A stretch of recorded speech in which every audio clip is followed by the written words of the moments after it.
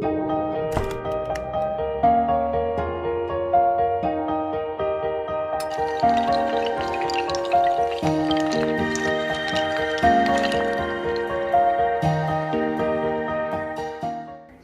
है आप सभी का हमारे YouTube चैनल मंजिल दर्शन पे। तो आइए आज हम लोग हिंदी में पढ़ते हैं उपसर्ग। प्रत्यय हम अगले वीडियो में करेंगे। उपसर्ग में होता क्या है पहले ये देखते हैं। तो जो उपसर्ग होता है वो दो शब्दों से मिलकर बना होता है, जिसमें उप का अर्थ होता है समीप और सर्ग का मतलब होता है रचना। अर्थात दो शब्दों से मिलकर बना है जिसमें उप का अर्थ होता है समीप या पास तथा सर्ग का अर्थ है रचना। अर्थात पास में जुड़कर या शब्द के पहले जुड़कर नया अर्थ देने वाले शब्द की रचना करना ही क्या कहलाता है? उपसर्ग कहलाता है। उपसर्ग कहलाता है। मैंने आप लोगों को एक एग्जाम्पल भी दिया था समाज में जब पढ़ाया था, उपकूल। उपकूल तो उप मतलब क्या होता है? समीप। मैंने ये श्लोक भी बताया था आप लोगों को कि कालिंदी कूल कदम्ब की डारन, मतलब कि कालिंदी नदी के किनारे पे कदम्ब के वृक्ष लगे हैं जिसकी छांव में कन्हैया जी खेलते रहते हैं। तो हाँ, बहुत बार एग्जाम में आ जाता है कि ये उपसर्ग होते क्या हैं, तो आप प्लीज़ ध्यान रखिएगा। उपसर्ग जो होते हैं वो शब्दांश होते हैं, शब्द के अंश होते हैं, ना कि प्रॉपर शब्द होते हैं। तो आप लोग प्लीज़ ध्यान रखिएगा इस बात को।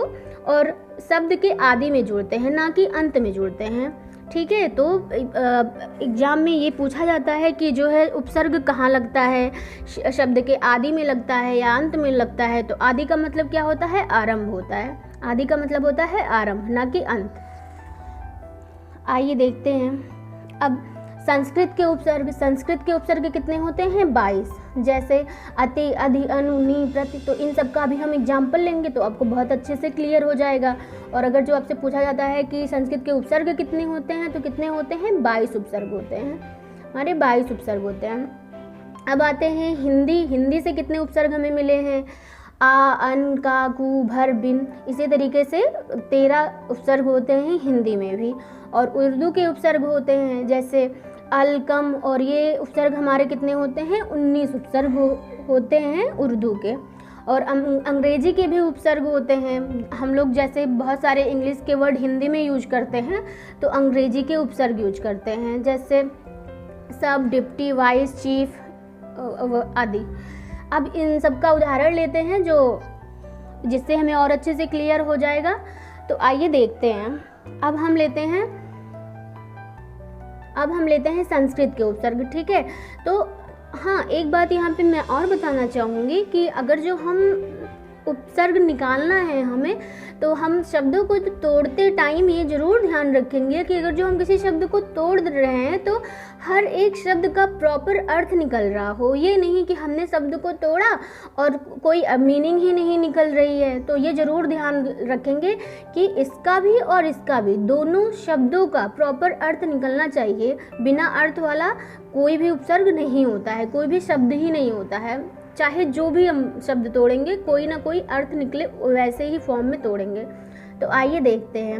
हम संस्कृत के उपसर्ग की बात करते हैं तो हमने एक एग्जाम्पल लिया है अत्यधिक। अब इसको हम ब्रेक कर लेते हैं, यहाँ से हम तोड़ेंगे। तो यहाँ पर क्या है? अति प्लस अधिक, मतलब कि अति मतलब क्या होता है? बहुत ज़्यादा, अधिकता होती है, मतलब अधिक से भी अधिक, तो अत्यधिक हो गया। इसी तरीके से अतिरिक्त। तो यहाँ से अगर जो हम किसी भी उपसर्ग जानने के लिए सबसे अच्छा तरीका है कि अगर जो हम किसी शब्द को तोड़ेंगे तो उसके जो है अर्थ निकलने चाहिए, अर्थहीन नहीं होना चाहिए। अनुशासन, अनुशासन, अपमान। अप मतलब क्या होता है? बुरा होता है। अप मतलब क्या होता है? बुरा। फिर इसी तरीके से हम हिंदी के उपसर्ग देखते हैं। हिंदी के उपसर्ग जैसे इन सब उपसर्गों से मिलकर कौन सा शब्द बना है? अटल, अनमोल, निडर, भरपूर। अब यहाँ से अगर जो हम शब्दों को तोड़ेंगे, भरपूर, निडर, अनमोल, अटल जो टाला ना जा सके, अनमोल जिसका कोई मोल ना लगाया जा सके, तो मतलब कोई अर्थ निकलना चाहिए। ऐसे ही नहीं कि हम शब्दों को तोड़ के कोई अर्थ ही नहीं निकल रहे हैं और हमने तोड़ दिया है। इसी तरीके से हम उर्दू के उपसर्ग देखते हैं। जैसे हम उर्दू के उपसर्ग देख रहे हैं, खुश नसीब, कमज़ोर। अब हमने यहाँ से इसको तोड़ दिया। खुश नसीब जो बहुत ही नसीब जिसका अच्छा है, कमज़ोर जो बहुत ही कमज़ोर है, गैर हाजिर। तो ये हमारे उपसर्ग हो गए। नापसंद, इसी तरीके से लाचार, अब आइए देखते हैं हम लोग अंग्रेजी के उपसर्ग। अंग्रेजी के उपसर्ग में क्या है, सब इंस्पेक्टर, डिप्टी कलेक्टर। अब यहाँ पे सब क्या है,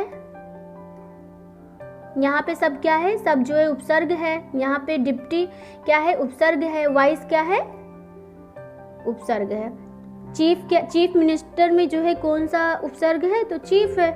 इसी तरीके से हम लोग ध्यान रखेंगे कि जो भी हम उपसर्ग लगाएंगे, अगर जो उसको हम किसी शब्द को तोड़ रहे हैं तो दोनों अलग अलग शब्दों के अर्थ निकल रहे हों, वो अर्थहीन ना हो। उपसर्ग जानने का सबसे अच्छा तरीका यही होता है। Thank you so much.